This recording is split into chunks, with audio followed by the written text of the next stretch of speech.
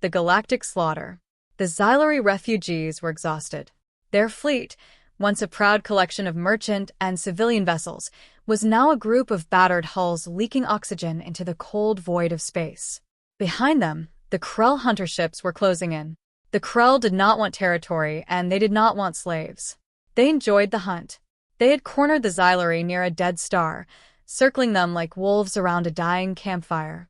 "Captain, the rear shields on the Star Hope have collapsed," the tactical officer whispered, his voice trembling. "The hunter ships are locking their plasma lances. They are going to finish us." Captain Krell looked at the view screen. Hundreds of sleek, black Krell ships were pulsing with lethal energy. The Xylari had no weapons left. They had tried to use their largest freighter as a makeshift shield to protect the transport ships carrying the children, but it was failing. Just as the Krell commander gave the order to fire, a massive gravitational spike rattled every ship in the vicinity. A hole in real space tore open, and something huge, blocky, and painted in aggressive shades of gray and caution orange slammed into existence. It wasn't an alien ship. It was a human heavy cruiser, the UNS Bulwark. The red line of Terra. The Krell hunter ships didn't stop. To them, the human cruiser was just a larger prey, a bigger trophy to hang in their galactic halls. The Krell commander sent a high-frequency broadcast. "Step aside, scavenger. This hunt belongs to the Krell. Interfere, and your world will be the next to burn." The UNS Bulwark didn't reply with words. Instead, its massive side ports slid open, revealing rows of primitive, but devastatingly powerful magnetic railguns. A single burst of static cleared on the Xylari's comms, and a calm, gravelly human voice spoke. "This is Captain Miller of the United Nations Space Command. We've seen your hunt. We don't like it. The civilian fleet behind us is now under Terran protection. If you cross the red line we are currently drawing in the void, we will consider it an act of total war." The Krell laughed, their sleek ships darting forward with predatory speed. They fired their plasma lances, expecting the human shields to buckle. But the Bulwark was built differently. It didn't use energy shields. It used 3 meters of reinforced kinetic plating. The plasma splashed against the hull like water against a rock. Then, the Bulwark fired back. The soundless vacuum of space screamed as tungsten slugs, traveling at a fraction of the speed of light, tore through the Krell front line like paper. The wall of iron. The Krell commander was stunned. In all their centuries of hunting lesser species, they had never seen a ship ignore plasma fire so casually. The Krell shifted their formation, attempting to surround the Bulwark and the Xylari refugees simultaneously. They thought their superior speed would allow them to strike from the flanks. "They're trying to flank us, Captain," the human sensor officer reported, his hands moving rapidly over a low-tech, glowing interface. Captain Miller leaned forward. "Let them initiate the Aegis sweep. If they want to dance, we'll give them a rhythm they can't survive." Suddenly, the Bulwark's engines roared with a blinding white light. The massive ship didn't just sit there. It began a slow, grinding rotation, its secondary weapon batteries firing in a 360-degree arc. Thousands of smart missiles surged from its hull, creating a literal wall of explosions between the Krell hunters and the terrified Xylari. The Xylari refugees watched from their cracked viewports, tears in their eyes. For the first time in weeks, the predatory red lights of the Krell were being blotted out by the righteous fire of humanity. The Gungnir Protocol. The Krell High Commander realized the hunt had failed. His pride was wounded, and in a desperate bid to reclaim honor, he ordered the Krell mothership to move into the fray. It was a jagged, obsidian spire that pulsed with a dark, violet energy. It began to charge its primary weapon, a singularity beam that could tear a hole in a planet's crust. "Captain, the mothership is locking on," the sensor officer shouted. "Radiation levels are spiking." Miller didn't flinch. "They still think they are the predators. Let's show them the evolution of the apex. Activate the Gungnir Protocol." From the belly of the UNS Bulwark, a single, long projectile emerged. It wasn't a missile or a shell. It was a needle-thin sphere of solid neutronium, accelerated by a series of cascading nuclear pulses. The Krell fired their singularity beam, but the Gungnir spear simply rode the wave of energy, piercing the Krell mothership from the prow to the engines. For a second, there was total silence.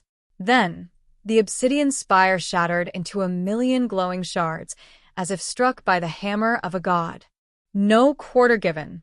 With the Krell mothership reduced to stardust, the remaining hunter ships broke formation. For the first time in their history, the apex predators of the sector knew fear. They attempted to jump into warp, their engines glowing with a desperate blue light. But the UNS Bulwark was prepared for their retreat. Gravity wells engaged, Captain. They are trapped, the tactical officer reported. Miller watched the tactical display. They started this hunt. We are going to finish the harvest. Deploy the swarm cloud.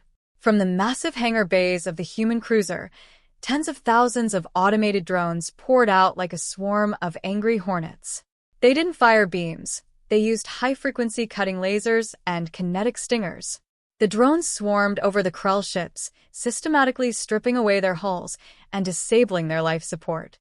The Krell commanders tried to surrender, sending frantic signals in every known language, but the human comms remained silent. Humanity wasn't here to negotiate. They were here to send a message that would echo through the galaxy for 1,000 years. The Covenant of Humanity. The void fell silent.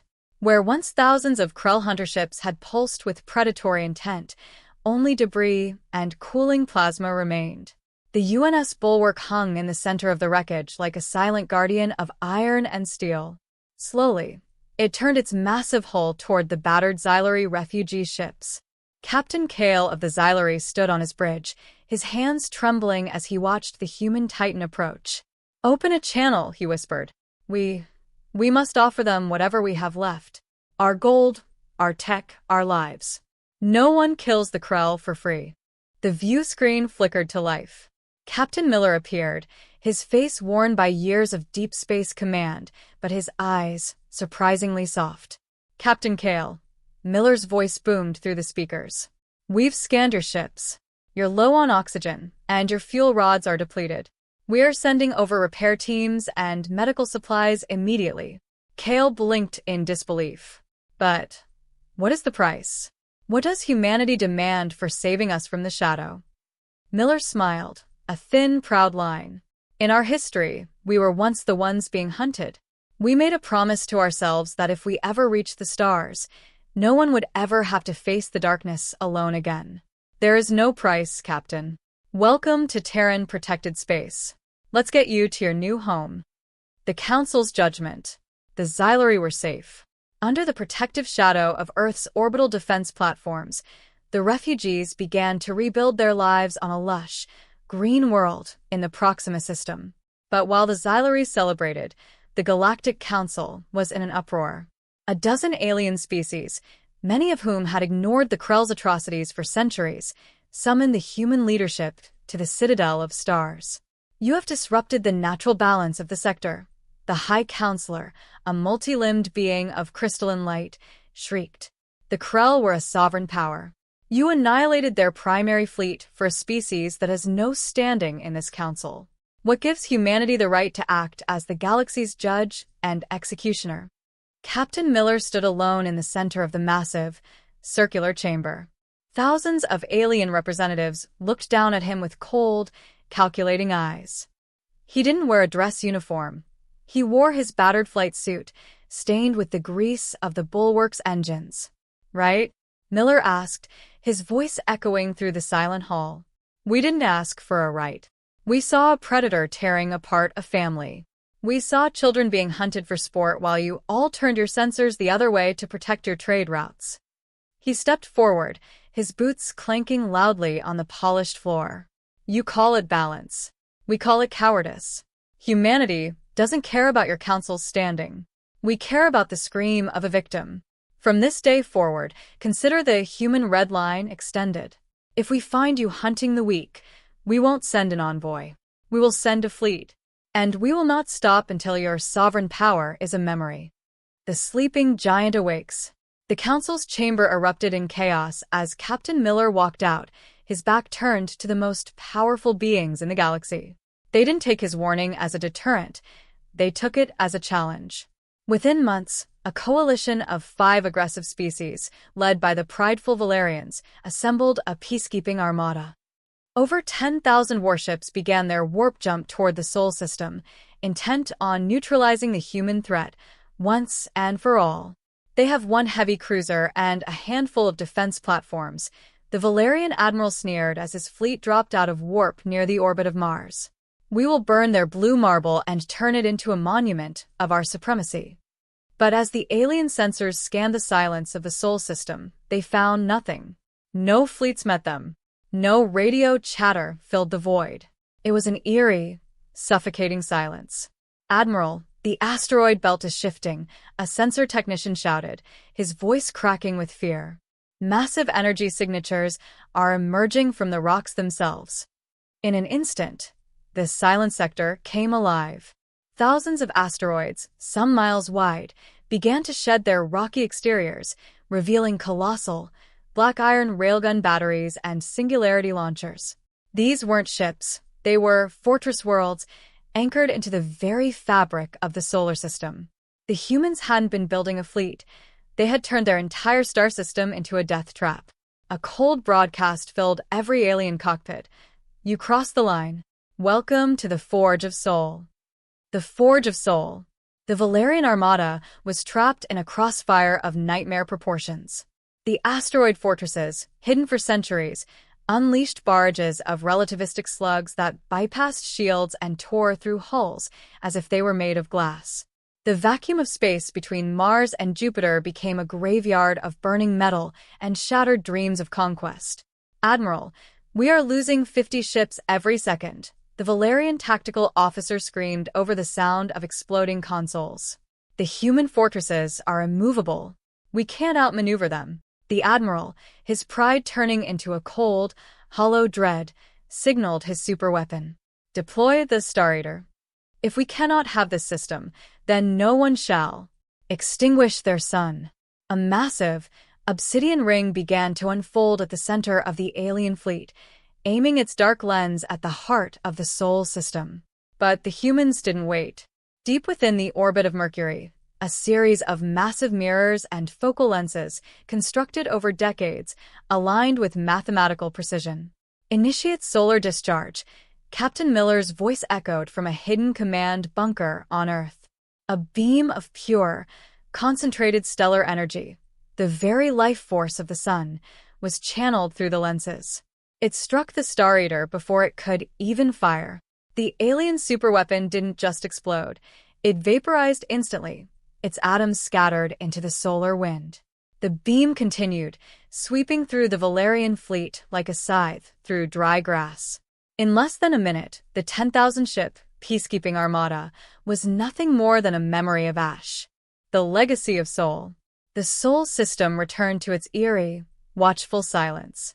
The debris of the peacekeeping armada now formed a new, metallic ring around the outer planets, a grim reminder of the price of hubris.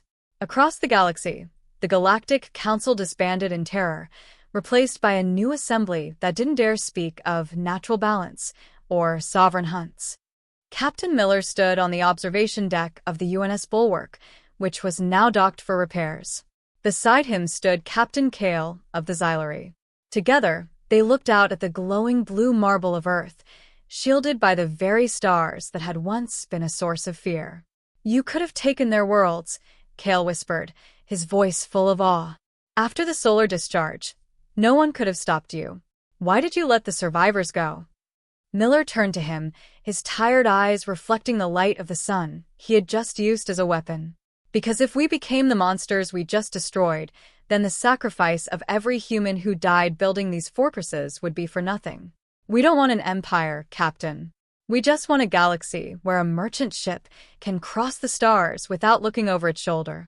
He looked back at the stars, his hand resting on the cold steel of the railing. "The red line is still there. And as long as a single human heart beats, it will never be crossed again." Don't forget to subscribe, like, and leave a comment. Please share your valuable thoughts and feedback below. I'd love to know your thoughts and get information for my next video topic.